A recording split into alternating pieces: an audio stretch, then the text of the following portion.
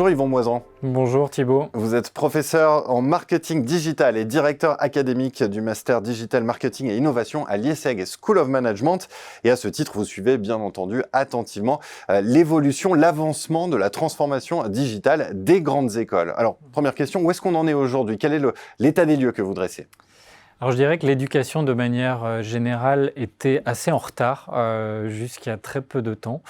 Et puis le Covid finalement a beaucoup aidé à la transformation digitale de ces grandes écoles et universités. Et elle se fait globalement sur trois principaux axes. Le premier, ça va être bien évidemment la partie pédagogique. Et là, on a deux grandes transformations. La première, c'est sur le contenu des cours. Donc, on a évidemment beaucoup plus de contenu de cours liés au digital de manière générale, que ce soit des cours de code qui ont même fait leur apparition dans les écoles de commerce, des cours de gros hacking, de big data, d'intelligence artificielle, ce genre de choses. Et puis, il y a une évolution aussi au niveau de la forme avec l'entrée en matière, par exemple, de la réalité virtuelle, de la réalité augmentée. On a également le cloud qui est mis à disposition des différents étudiants. Et on est aussi allé sur des outils comme le collaboratif et des messageries type WhatsApp, par exemple. Le deuxième axe, c'est sur la transformation digitale en tant que telle. Et donc, on commence, entre guillemets, à tuer le papier dans les écoles avec, par exemple, des feuilles d'émargement dématérialisées, avec des EdTech comme EduSign, par exemple, qui ont fait leur apparition. On dématérialise aussi tout ce qui est certificat, donc du diplôme en tant que tel, aujourd'hui, qu'on valide via la blockchain, par exemple. Et enfin, le dernier axe, c'est sur tous les aspects de communication. Aujourd'hui, les écoles utilisent, je dirais à grande envergure, tout ce qui concerne les réseaux sociaux, donc les YouTube notamment, mais également Twitter ou LinkedIn par exemple, pour encore une fois mettre en avant notamment la transformation digitale.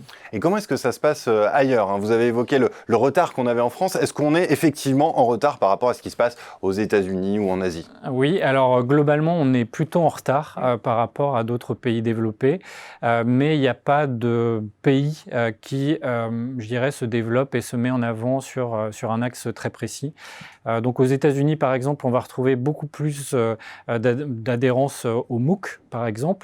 Après, sur des pays comme les Nordiques, on va être beaucoup plus axé sur le collaboratif. Dans des pays comme l'Australie, on va beaucoup s'axer sur le fait d'enlever toute la partie administrative aux professeurs et vraiment s'axer sur le pédagogique. Et on va avoir aussi des choses beaucoup plus développées sur la mixité des étudiants aux États-Unis, par exemple. On va favoriser le learning by doing et on va mixer, par exemple, les étudiants d'école de commerce avec des ingénieurs, chose qui n'existe pas encore ou très peu en France. Donc beaucoup de bonnes pratiques, mais assez éparses de par le monde. Donc il faut faire son marché, en fait, tout simplement en fonction de ces problématiques. Alors justement, est-ce que vous pensez qu'il y a certaines de ces tendances qui existent ailleurs qui peuvent s'imposer en France? Oui, en fait, un des gros problèmes de la France, c'est à mon avis, on est beaucoup plus dans le comment que dans le pourquoi.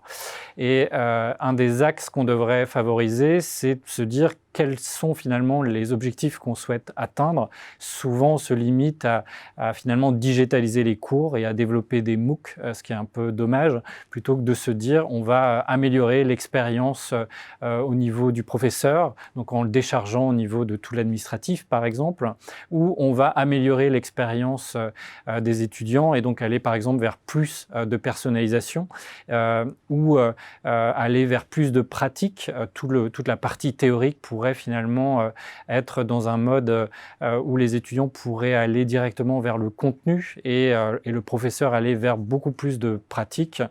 Donc ça, ce sont des choses sans doute qui devront émerger en termes de grandes tendances dans les années à venir. En tout cas, il y a des marges de manœuvre. Merci beaucoup Yvon Moisan pour cet état des lieux de la transformation numérique des grandes écoles françaises. Merci encore. Merci à vous.